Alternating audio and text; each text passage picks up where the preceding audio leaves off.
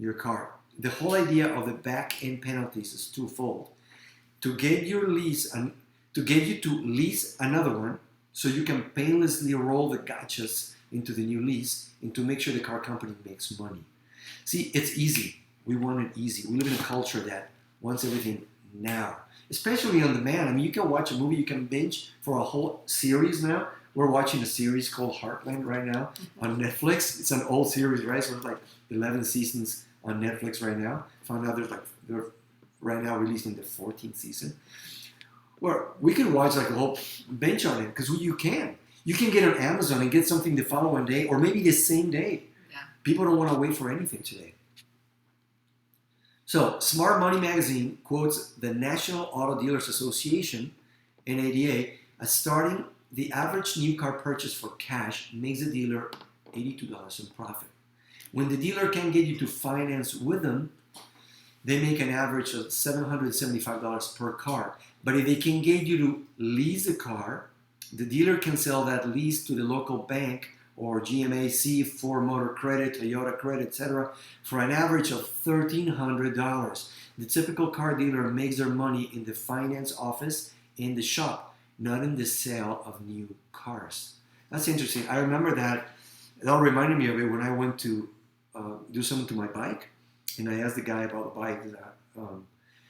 He asked me, where is the most profit you make on the bike shop? And he said, oh, it's servicing the bikes. It reminded me of this, servicing the cars, right? We're going to talk about new cars too, because maybe you're wondering about that. Okay, so car leasing is exploding because we live in a culture that quit asking how much.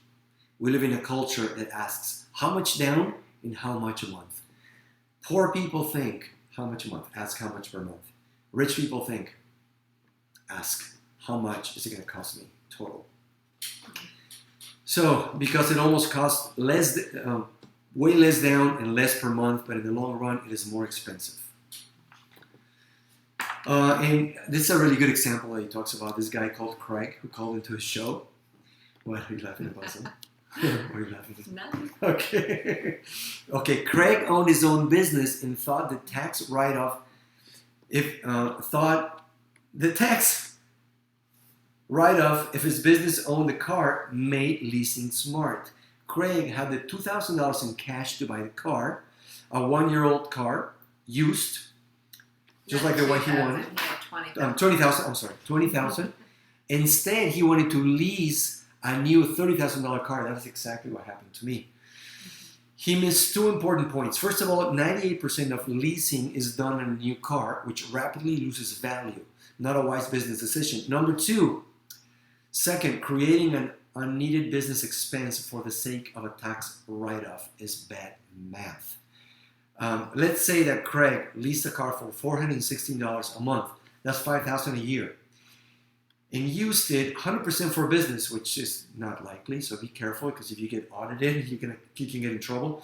But let's say you could take the $5,000 write-off. You don't pay taxes on that money. If Craig didn't have the $5,000 write-off, he would pay taxes on that $5,000, which would be about $1,500 in taxes. So Craig's CPA suggestion that he send the car company $5,000 to keep from sending the government $1,500 sounded as good math, but it's not. What would you rather pay?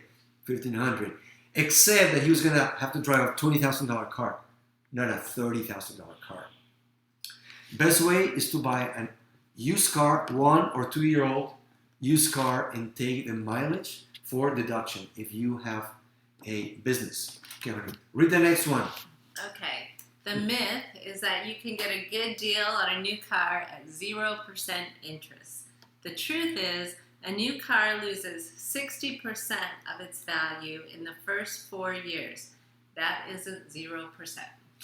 So, unless you're a millionaire and you have a lot of money to throw away, it's not worth buying a brand new car. Unless you... But what the interesting thing is that most millionaires aren't driving brand new cars. The average millionaire drives a car that's 2 years old. Yeah. Warren Buffett was doing a conference at a university, and they were asking him about something. It came up about cars, and he told them, a lot of you probably have a nicer car than I do. Number one, my car is a mode of transportation. So my car is fine. It has AC. It runs. It doesn't have to be a piece of junk either, but it drives. The problem is that we want to have something nicer than we are able to afford, right? So for example, a new $28,000 car will lose about $17,000 in value in the first 4 years you own it. Somebody just told us that you lose 30% of the value of a car as soon as you drive it off the lot, a brand new one. So $17,000 in value for 4 years, that's almost like throwing away a $100 bill every week as you drive to and back from work. Is it worth driving that nice car? What else? Some people want to buy a new car for the warranty. If you lose $17,000 of value in 4 years, you could have completely rebuilt the car twice with those $17,000. And the problem really is going back to, we don't want to wait, right? I mean, we finally, okay, so we kept the Suburban that we had, 2003 Suburban. We kept it we sold it about 3 years ago. 3 years ago. So we kept it 15 years, maybe, about 15 years.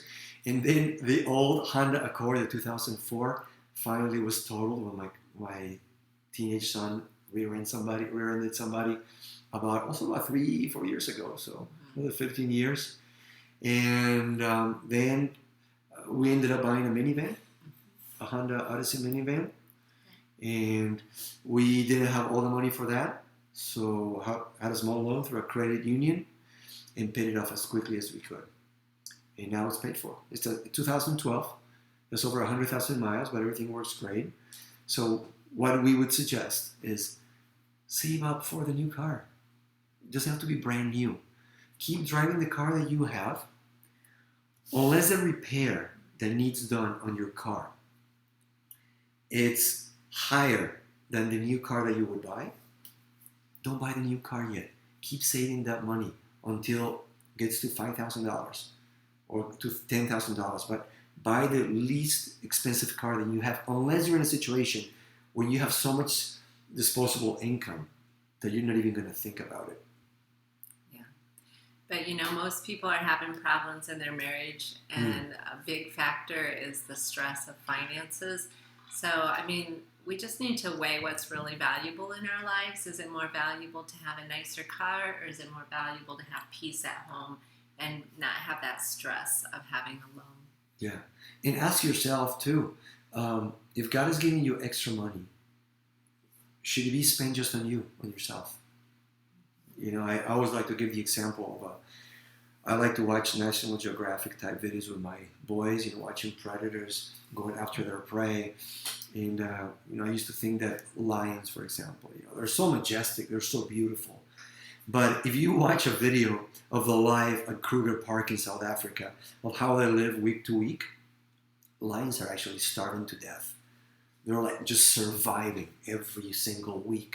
It's not like Simba is being lifted up and, the Lion King is walking into the savannah and everybody's, no.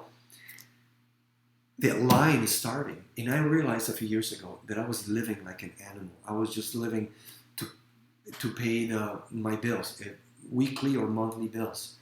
And I realized that God had bigger plans for our family than that. So if you have the extra income to make a payment for a nice car, ask yourself, ask God, why do I have this extra income? Do you want me to invest it in your kingdom somewhere? You want me to invest it in blessing somebody? Where would you like me to use it? Would you like me to invest it into something that will multiply so that we can be even a greater blessing to others?